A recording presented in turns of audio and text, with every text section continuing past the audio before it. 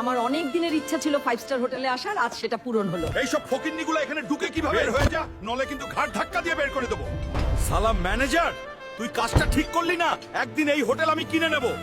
চলো মা, এখান থেকে যাই। ম্যানেজারকে তো বললাম আমি হোটেল কিনে নেব, কিন্তু এত টাকা কোথায় পাবো আমি? জন সিনার সাথে WWE জিততে পারলে 200 কোটি পাওয়া যাবে। এবার সুযোগটা কাজে লাগাই।